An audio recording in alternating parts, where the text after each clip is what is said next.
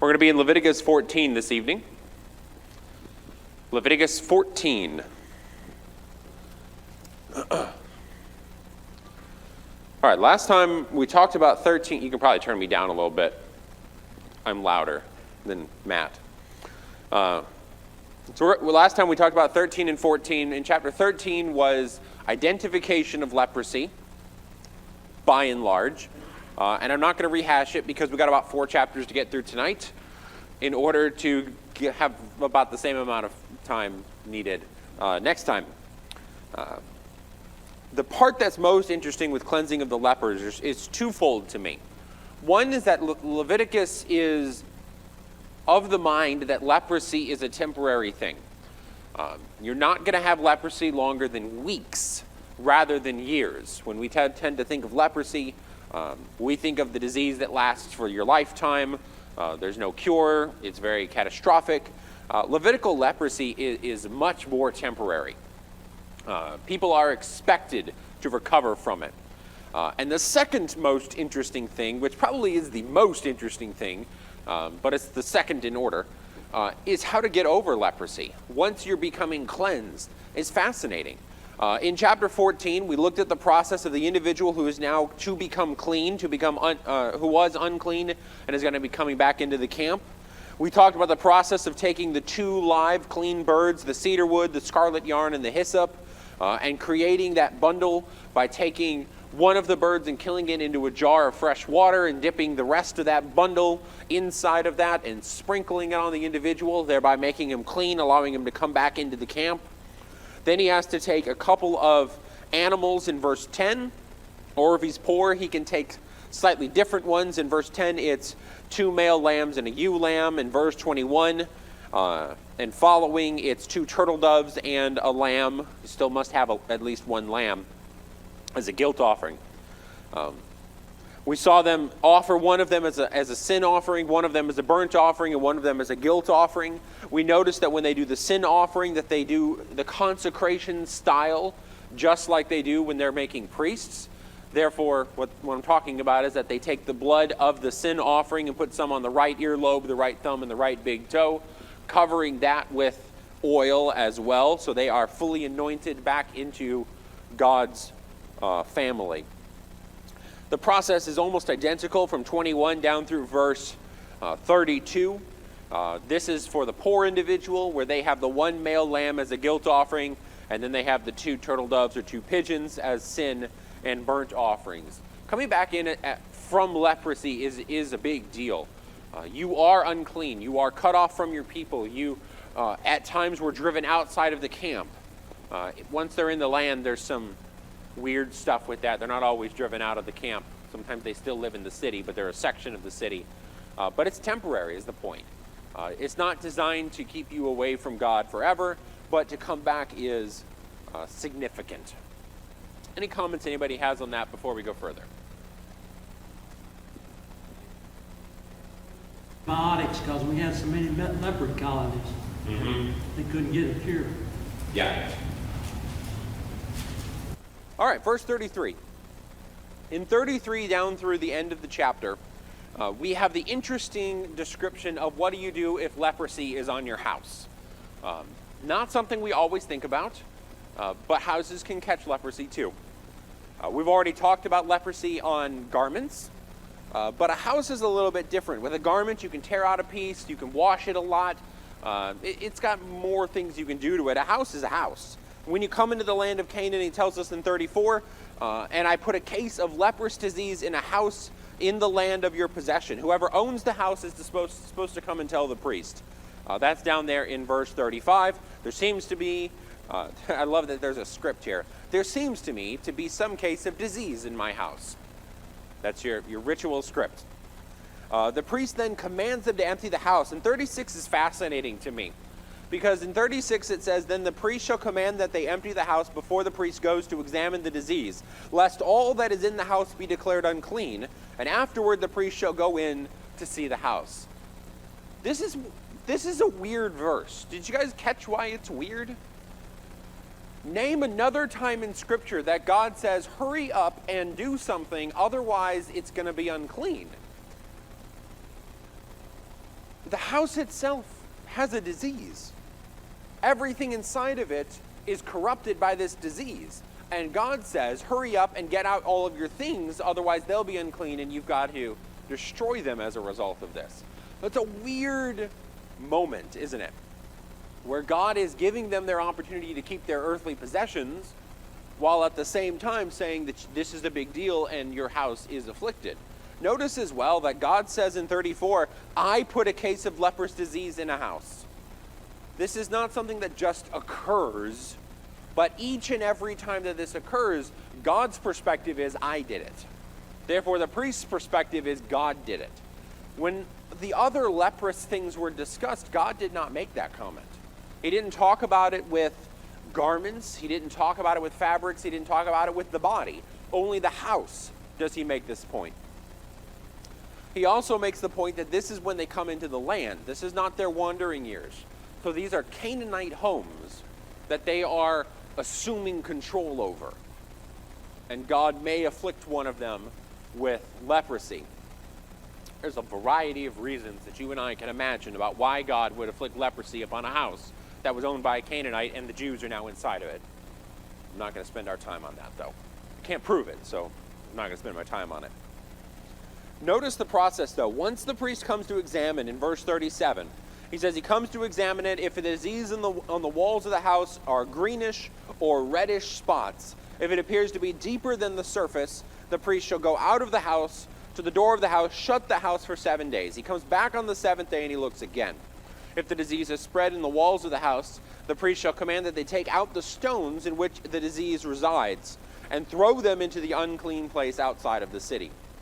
He shall have the inside of the house scraped all around, and the plaster that they scrape off shall be poured out in an unclean place outside the city.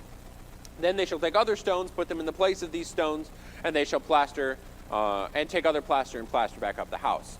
So, step one is you've brought the priest, you've emptied the house, he's examined it, you've waited your 7 days, you come back, still don't look right. We're going to take all of that out and put new stuff in. Because if you take whatever it is that's afflicted out, there should be none of it left. That's the purpose. Remake the house, make the house back how it is supposed to be, with plaster, with everything. Notice, I do want to comment on bringing stuff out into an unclean place outside the city. This is incredibly common. Every city is going to have an unclean place, so much so that when we get to the New Testament, they still do have an unclean place. Outside of Jerusalem, it's called Gehenna, where they throw all of their garbage, all of the offal of the city. It is a place that is always on fire because it is the garbage pit of Jerusalem. That's the same place we're talking about. That is an ancient place that was utilized all the way back to their conquering days. That was the unclean place outside of the city. So it's a massive pile of garbage, unclean garbage, that has been piled there for the centuries. Just to kind of throw something cool in there for you. So what happens if the disease spreads? Verse 43, if the disease spreads in the house after you've taken out the stones and scraped it and done all of the things you're supposed to, the priest looks at it, he says, this is a persistent leprous disease. The house is now unclean. You shall break down the house, its stones, its timbers, all the plaster of the house, and carry every bit of it outside of the city to the unclean place. Moreover, whoever enters the house while it is shut up shall be unclean until evening. Whoever sleeps in the house shall wash his clothes. Whoever eats in the house shall wash his clothes as well. Notice, there's going to be workers on this house. They're staying there. The family may still be staying there while the house is being destroyed. You're just unclean. That's it. So you wake up in the morning, you're unclean, you work all day, wash yourself in the evening, you become clean again. That's the whole process. That's it right there. If he comes and he looks and he says, you know what, the disease looks okay. I don't see anything new. I don't see anything. Then the house shall be pronounced clean. The disease is healed. At that point, they have to do the cleansing process again. They take the 2 birds, the cedar wood, the scarlet yarn, and hyssop. They do the same thing, killing one of the birds in the earthenware vessel over fresh water, dipping the other one with the bundle, sprinkling the house for 7 times, and then releasing the live bird at the end of it. That's the way that you make your house clean once again. Any comments on leprosy?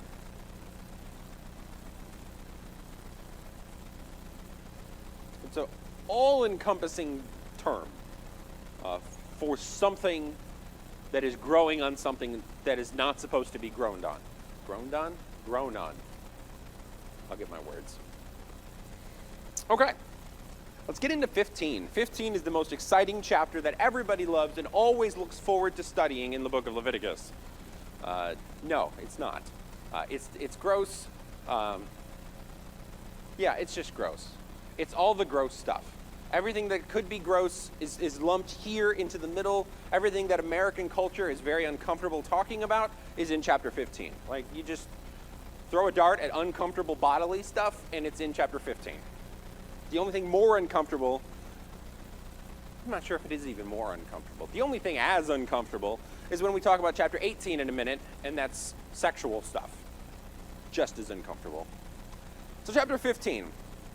Chapter 15 is about your body discharging either something it's supposed to do, but God has directions with it, or it's discharging something from it that your body is not supposed to be discharging. And both of those are covered here. The first one, in verse 2, speak to the people of Israel and say to them, when any man has a discharge from his body, his discharge is unclean. That's your general statement. But the rule we're talking about here from verse 2 all the way down through verse 15 has to do with things like diarrhea. Vomiting may fall under this. Any of those kind of disgusting either end of the body liquids coming out that's not supposed to be coming out. Things are wrong. That's what we're talking about here. So, when you have this, his discharge itself is unclean. This is the law of the uncleanness for a discharge in verse 3. Whether his body runs with the discharge or his body is blocked up by his discharge, it is uncleanness. Constipation falls under this as well. That's what he's talking about here. You've got a buildup in the body. It's not functioning like it's supposed to be functioning. So we get the specifics. Every bed that he lies on is unclean. Every place he sits is unclean. Anyone who touches his bed needs to wash his clothes and bathe himself in water and be unclean until evening. If he sits, and anyone who sits on something he sat on has to do the same thing. Whoever touches the body of the individual with the discharge is unclean until evening and has to wash his clothes and wash himself. If the one with the discharge spits on someone who is clean, man, that is a bad illness. Or it's vomit. If he spits on someone, they're unclean again and need to wash themselves. In verse 9, if any saddle that he rides on is unclean and needs to become clean again. Whoever touches anything that was under him shall be unclean until evening. Whoever carries things shall wash his clothes and bathe himself in water and be unclean until evening.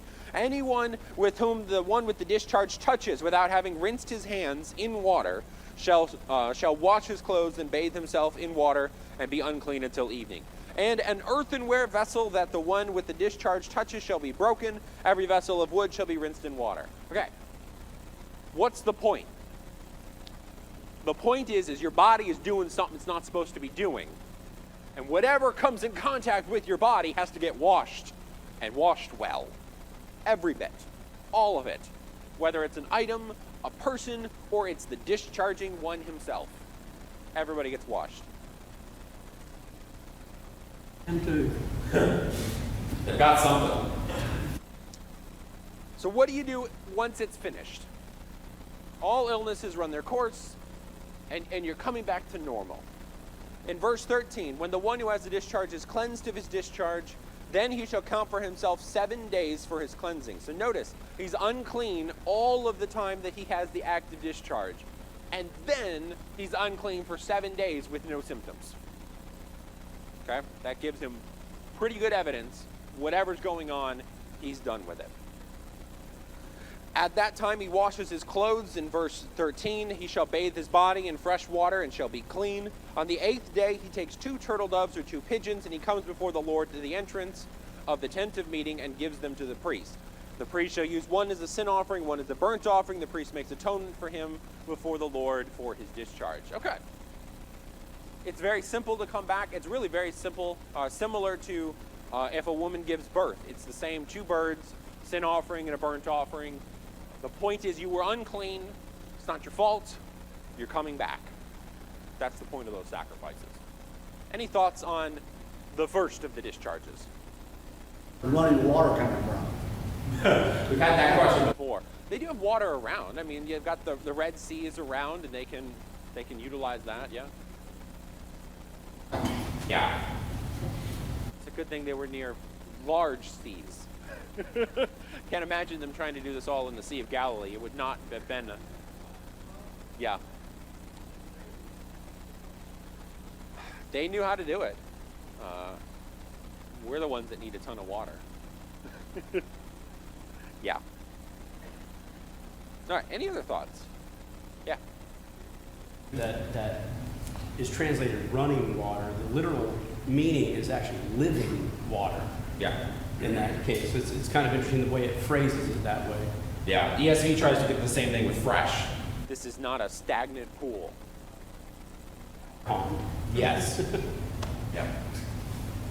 It's running away. Yeah. Okay, let's talk about the next one. 16 through 18.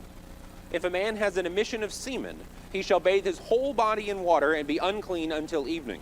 Every garment, every skin on which the semen comes shall be washed with water and be unclean until evening.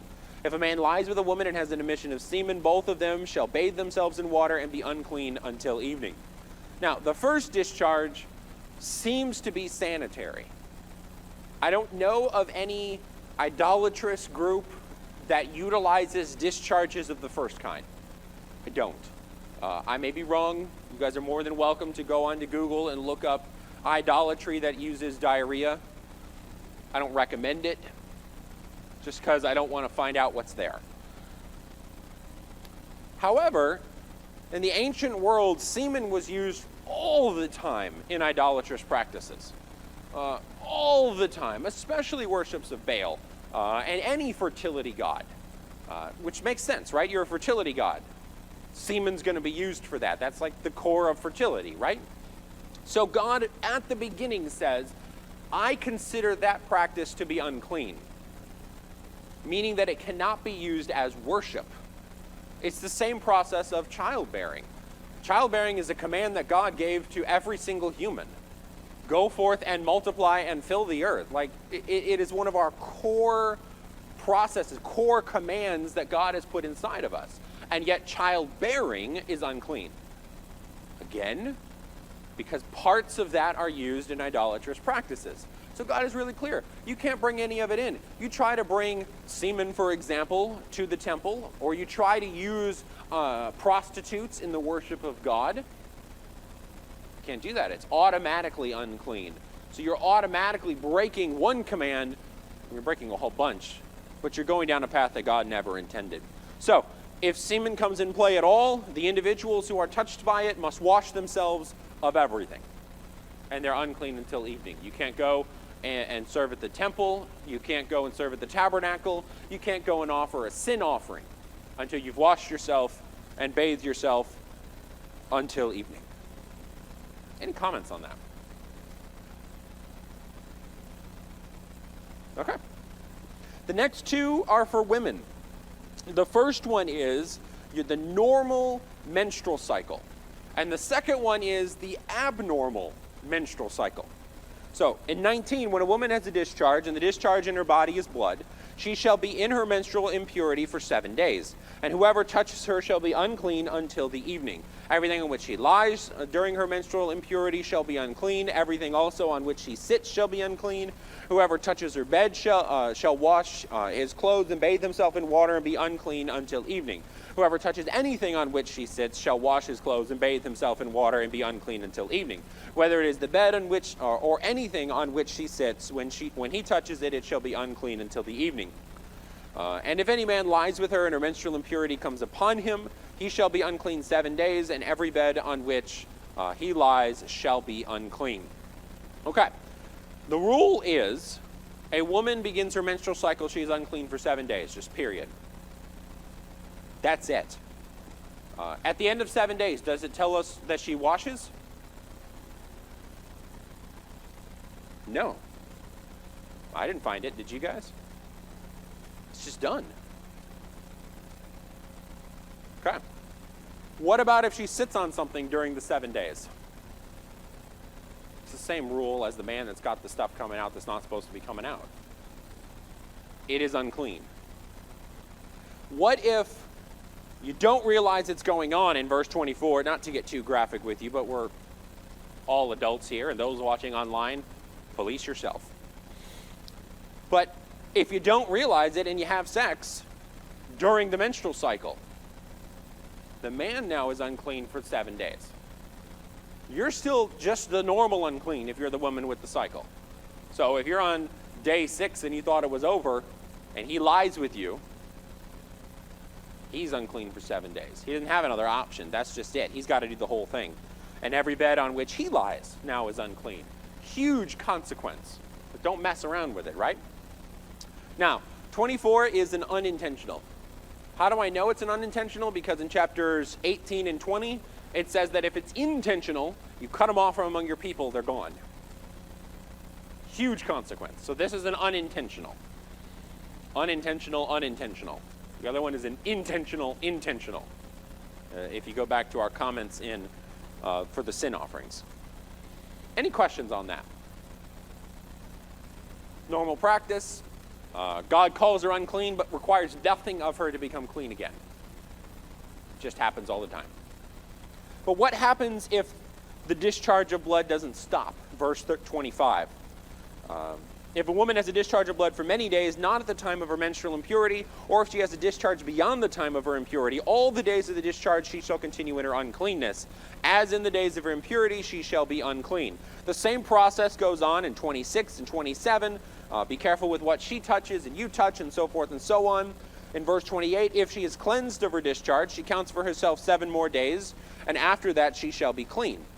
On the 8th day, she shall take 2 turtle doves or 2 pigeons and bring them to the priest to the entrance of the tent of meeting, and the priest shall use one as a sin offering and one as a burnt offering. The priest shall make atonement for her before the Lord for her unclean discharge. So notice it's the same process over here that we looked at with a man who has a discharge that's not normal compared to a man who has a discharge that is normal. Not normal required sacrifices. Is normal, he had to wash himself and was unclean until evening. With the woman, if she has a normal menstrual period, 7 days she's done. If it's an abnormal one, then at the end of it she still must count herself for the additional 7 days to be sure it's finished. On the 8th day she offers her sacrifices to become clean. As I mentioned a moment ago with semen, there are ancient cultures that utilized menstrual periods as well for rituals. Scandinavians really liked it. And used it quite frequently. I don't know as much about it being used in Canaan area. I know much more about it being used in Scandinavian religions. So again, maybe God's way of ensuring we're keeping it out. Any thoughts? Conversations as they're passing all day long, going to the water. Yes. What are you here for? How come you're here? Usually you take a sand bath. Well, let me tell you. Yeah. With the woman in Jesus' day had an issue of blood for 12 years, she would have been dealing with it.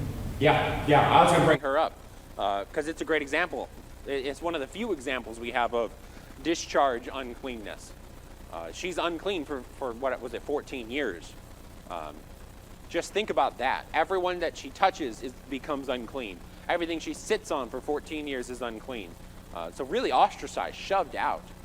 And we think about that scene of everybody's crowding around Jesus and she's in amongst them, literally making everybody she's bumping unclean.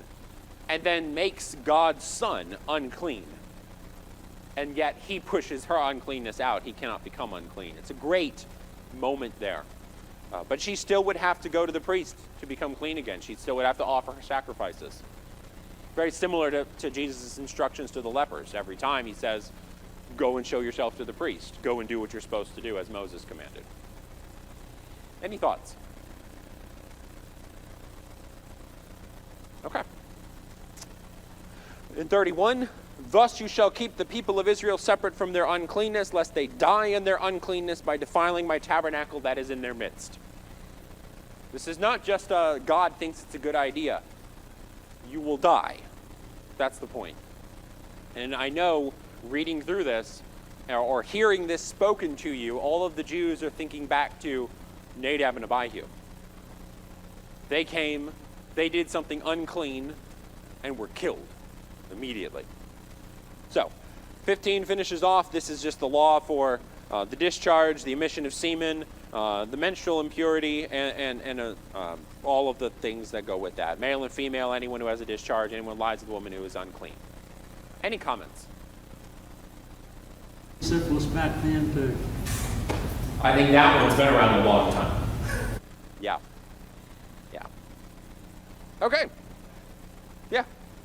Well, in the land, we're probably doing all these things because it talks about the land vomiting them out because of their uncleanness. I mean, it's why they were driven out. Yeah. I mean, they were just defiled and Yeah. And The laws about the menstrual period as well as semen are pretty unique. We don't see those kinds of laws in the ancient world.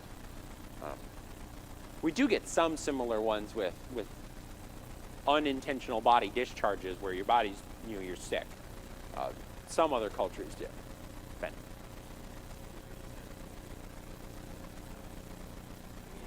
Consistent. It's one of two periods of uncleanliness, unless you don't, with the menstrual, you don't know how long it's going on. But it's either until evening or 7 days. Yeah. But some of the things that seem just as bad as others only have an until evening penalty, when others have a 7-day penalty.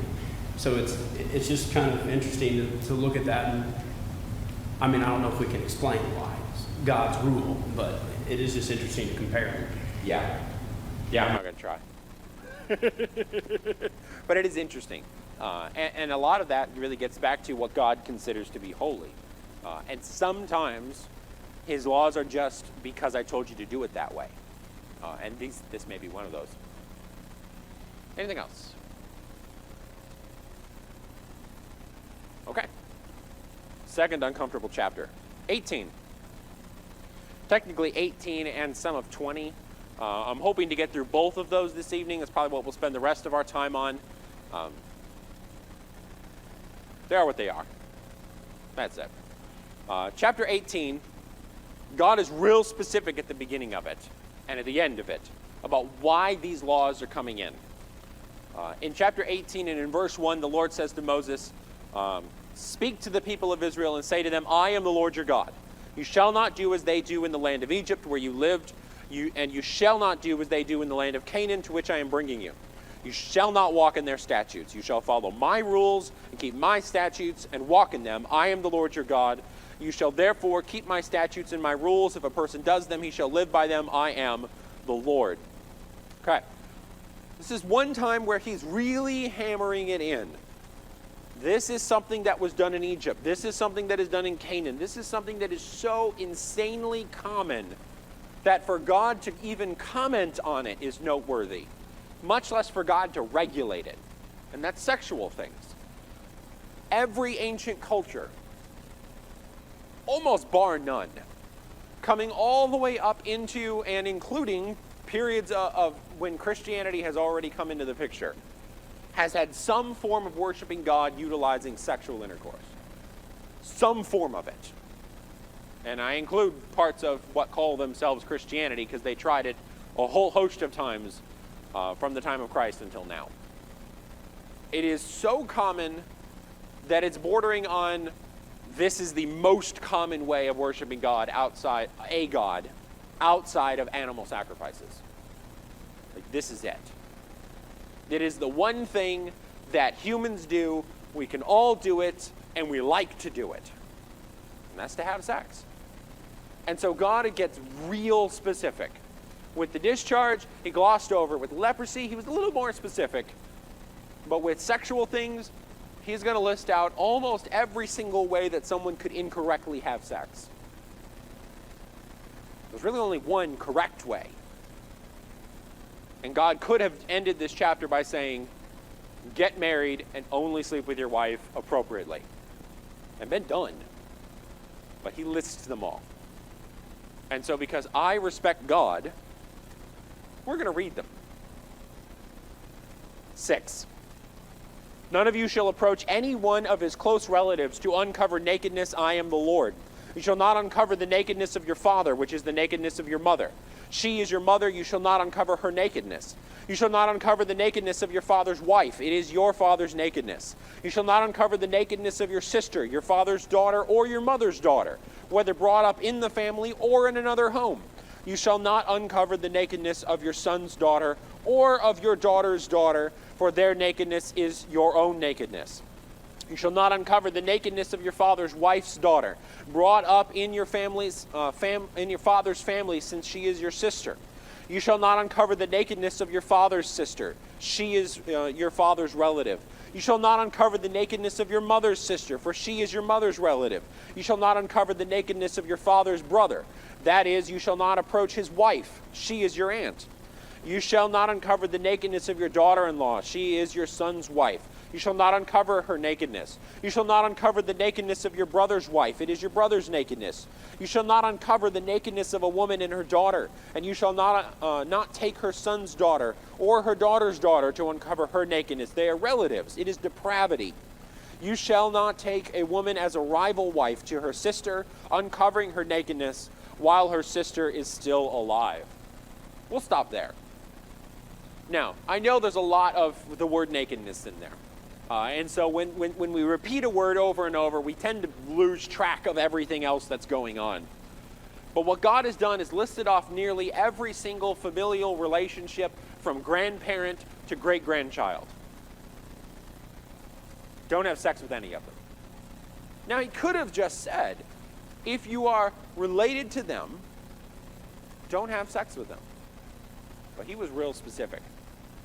And he gets real specific with some of them. Did you catch a few of them? What do you do if it's your mom's kid, but by a different guy? That's not really my sister, right? No, it still is. What do you do if it's my dad's second wife and not my mom at all?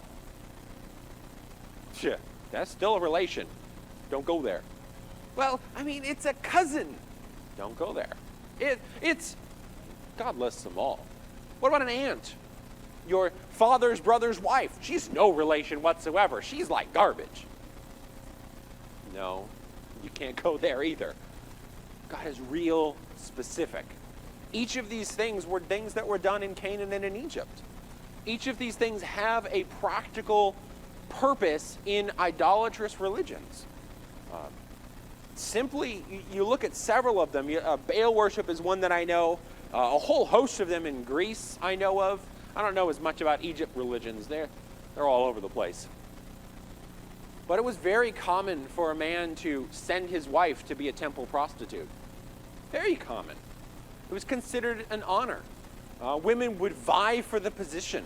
Men would be very proud when their daughters were accepted to the ranks. And you weren't allowed to just be a temple prostitute the rest of your life.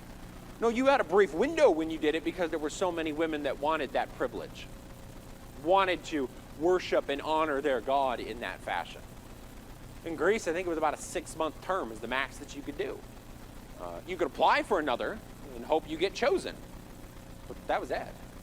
I know for a while in Corinth, a man could not even say no.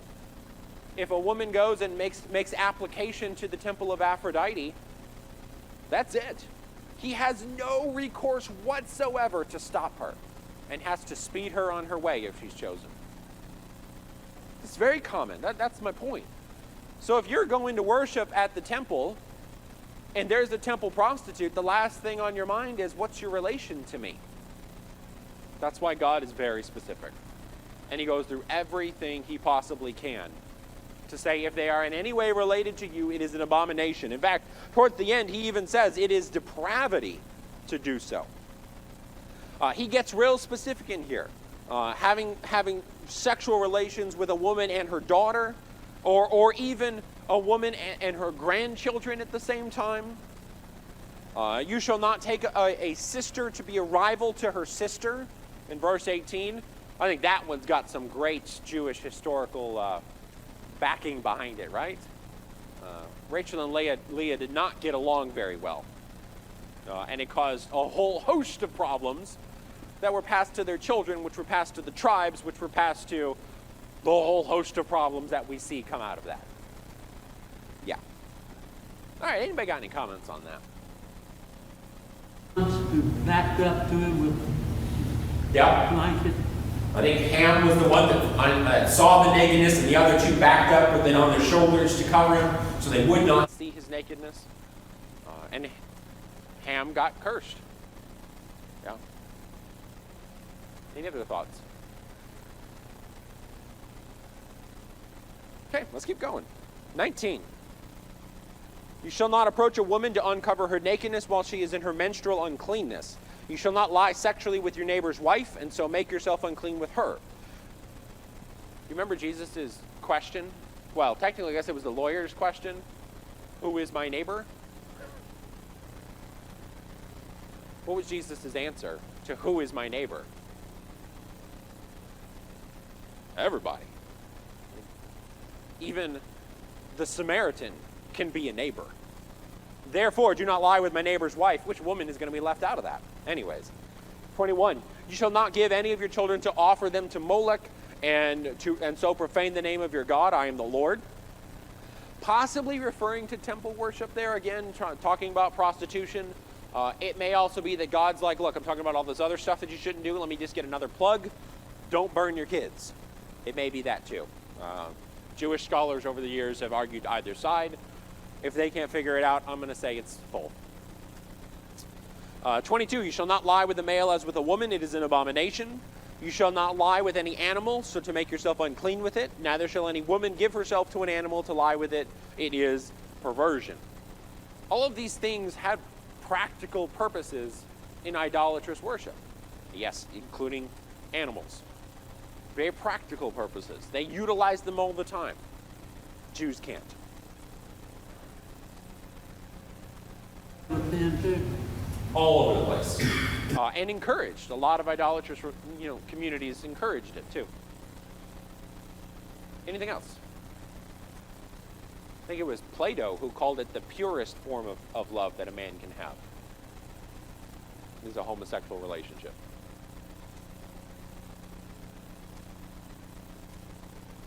Everybody uncomfortable? We need to stand up and shake our arms out or something? Got that tension going? Let's keep it going. 24. Do not make yourselves unclean by any of these things, for by all these the nations I am driving out before you have become unclean. And the land became unclean, so I punished its iniquity, and the land vomited out its inhabitants. Going back to the comment we had earlier. But you shall keep my statutes and my rules, and do none of these abominations, either the native or the stranger who sojourns among you. For the people of the land who were before you did all these abominations, so that the land became unclean, lest the land vomit you out when you make it unclean, as it vomited out the nation that was before you. For everyone who does any of these abominations, the persons who do them shall be cut off from among their people. So keep my charge never to practice any of these abominable customs that were practiced before you, and never to make yourself unclean by them. I am the Lord your God. Okay. The same consequence is applied to the Jews if they practice these things. You will be vomited out of your land. By the way, somebody remind me, what happened to the Jews after they had a bunch of kings for a while? Where'd they go? Exile? Yeah. Doesn't that sound a lot like God vomited them out of the land? And in fact, that's the point Jeremiah makes. God says in Jeremiah that the land needed its rest because they had been unclean for too long. All right, any comments before we head to chapter 20? When they went into exile, into Babylon, Yeah. and observed what their laws and what their lifestyle was like. Yeah. Then they'd go back and say, now I know what God meant. Yeah. And saw similarity. I think that's what we forget, is when they go into Babylon, they see a people very much like themselves. While they're over in their little bubble of Jerusalem area, thinking that they're so righteous and following God, and then they get to Babylon and see very similar practices and realize we're just like everybody else. Yeah. Yeah. Yep, you're first, then. Okay, so I was thinking about 21, how like the whole chapter is about sexual sins, and then one thrown in about offering children to Molech. Do you think that's because some religions would purposely, have women get pregnant to sacrifice like they would decide that ahead of time? It's possible. That child would be a sacrifice. Yeah, that's a good comment. Not one I had considered. Yeah, but I think it fits. Yeah. One second. 1 Peter 4:4, it says, in regard to these, they think it strange that you not run with them in the same flood of dissipation.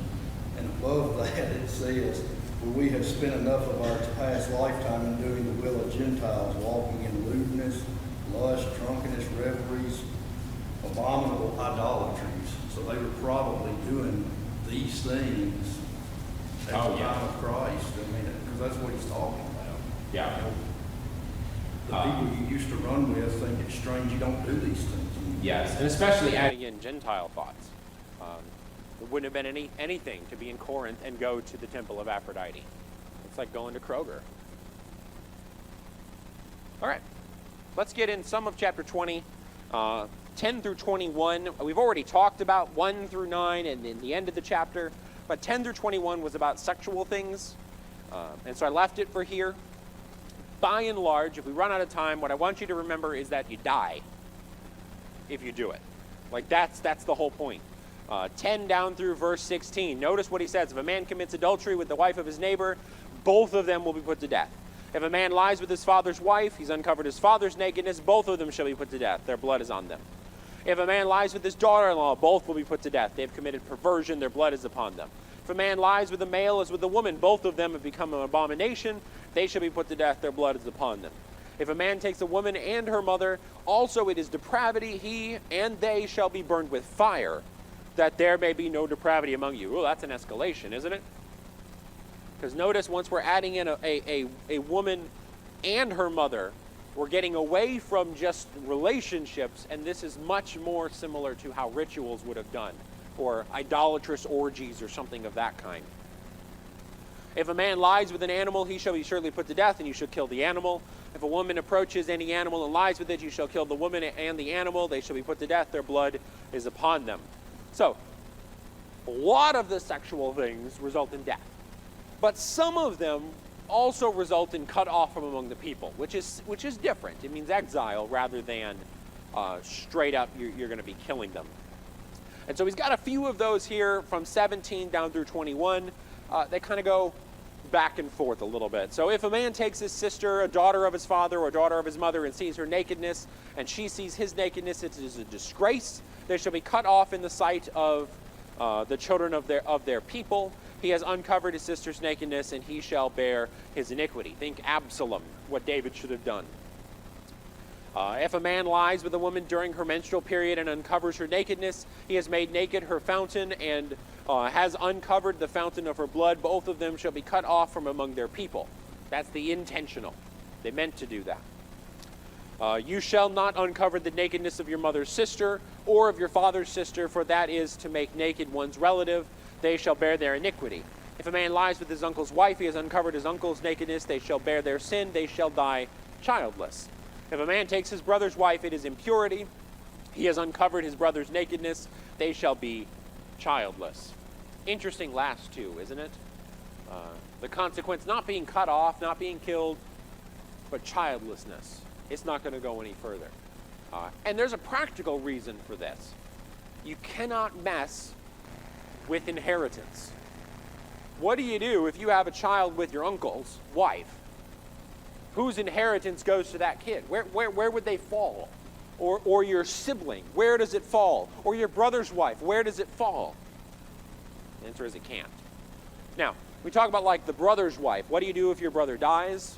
Well, the law of Moses perspective is that you marry and you provide children for your brother. That's not what we're talking about here. We're talking about much more like Herod having his brother's wife in the New Testament. Everybody's still alive. Everybody's still vital, and you're just trading women around. That's not allowed. God doesn't allow that. All right. Any thoughts anybody has? Okay. Next time we're going to do everything else. So that's chapter 27, 1 through 29, chapter 26, and chapter 24, 10 to 23. So if you look in the end of the book, that's pretty well the last three sections. We're going to finish up sexual things.